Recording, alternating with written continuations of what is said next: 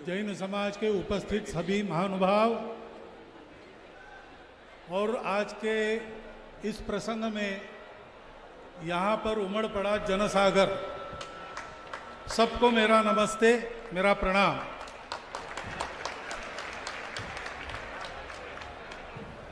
आचार्य विद्यासागर जी महाराज का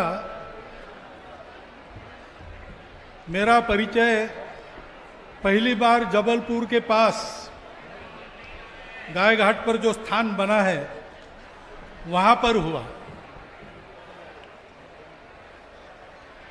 मैं उस समय संघ का सरकार्यवाह था, पहली बार मिलने जा रहा था। अध्यात्म का कुछ संपर्क मुझे तो है नहीं, तो आचार्य श्री के दिव्य व्यक्तित्व के सामने जाने से क्या होगा, कैसे होगा, ये डर मेरे मन में था।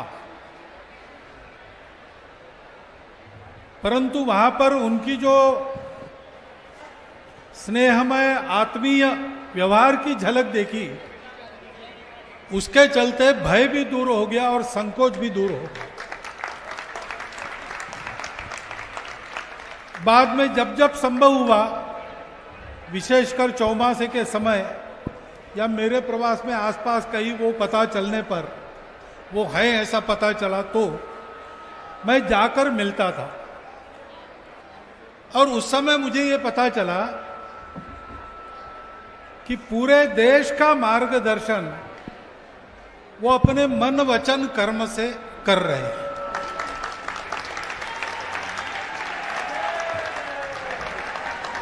क्योंकि अपने देश की एक विशिष्ट दृष्टि है,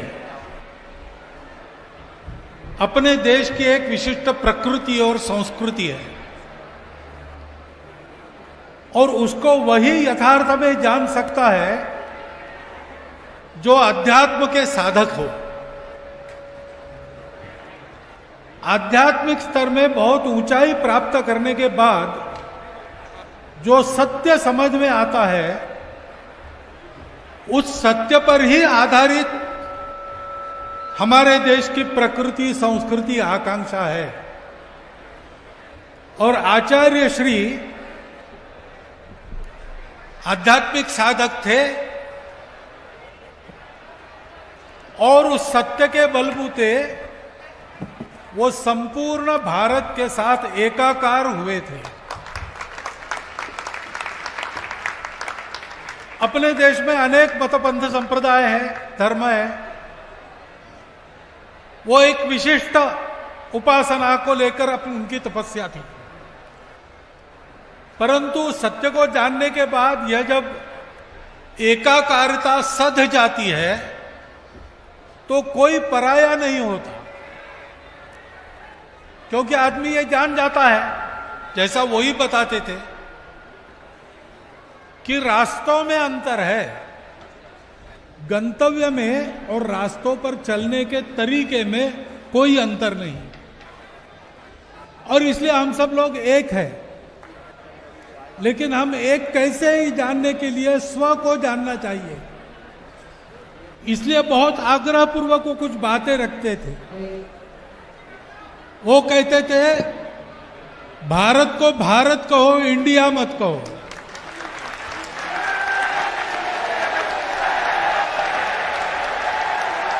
क्योंकि भारत को भारत कहेंगे तो भारत को भारत समझकर जानेंगे। वैसा जानने के कारण अभी मैं डोंगरगढ़ में आखिरी बार उनको मिला तो उन्होंने एक पते की बात मुझे बताई भारत के आर्थिक उन्नति को लेकर। उन्होंने कहा कि हमारे ग्रामों में, जंगलों में बसने वाले बहुत प्रतिभाशाली कारीगर है। उन कारीगरों की कारीगरी के आधार पर देश की उन्नति का प्रयास अगर होता है तो रोजगार बढ़ता है, आर्थिक उन्नति होती है और भारत का भारतीयत्व सामने आता है। बहुत सरल शब्दों में 3 बात ये उन्होंने बताई, इतने सरल शब्दों में बताई है, लेकिन मैं आपको बताऊं आज बड़े बड़े विद्वान लोग इसी दिशा में अवगाहन कर रहे, सोच रहे भारत की उन्नति के लिए।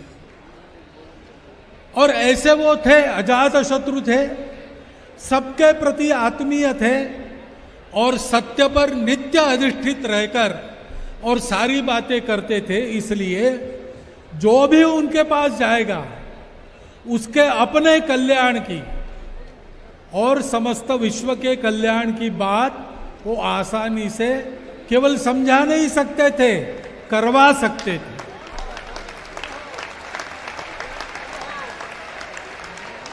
ऐसे लोग अपने देश को मिलते रहे। मराठी में, महाराष्ट्र में एक संत हो गए ज्ञानेश्वर महाराज। उनकी तपस्या के बाद उन्होंने एक पसाय दान मांगा, वरदान मांगा भगवान से। कविता है उनकी पसाय दान।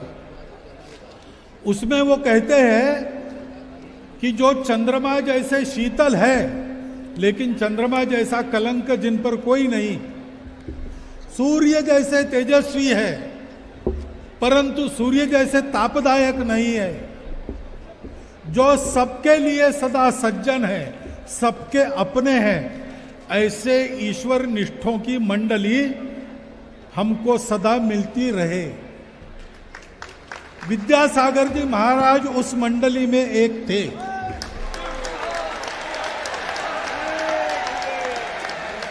और ऐसे लोग अपने राष्ट्र की निधि है। उनके बलबूते, उनके मार्गदर्शन के चलते समय चक्र के उतार चढ़ाव में, सब प्रकार की परिस्थितियों में से हम लोग सही सलामत आगे निकले हैं। और इसलिए अब वो हमारे आंखों के सामने से अंतर्धान हो गए। अंतर्धान हुए तो ठीक है, सूक्ष्म जगत से मार्गदर्शन करेंगे, परंतु हमको आंखों के सामने वैसा ही एक आचार्य चाहिए। और मुझे बड़ा आनंद है कि आप सब लोगों ने उचित विचार करते हुए पूज्य श्री समय सागर जी महाराज को यह स्थान लेने के लिए कहा है। मैं हृदय से आप सबके इस निर्णय का अनुमोदन करता हूं। आज वो पदारोहण करेंगे, उनके प्रति मेरे श्रद्धावनत प्रणाम अर्पण करता हूं और इसी प्रकार उनके मार्गदर्शन की छाया में अपने राष्ट्र जीवन का रथ आत्म सुखाय और सर्वजन हिताय आगे बढ़ता रहे, यह इच्छा प्रकट करता हूं, यह विश्वास भी प्रकट करता हूं और आपको धन्यवाद देता हुआ मेरे 4 शब्द समाप्त करता हूं।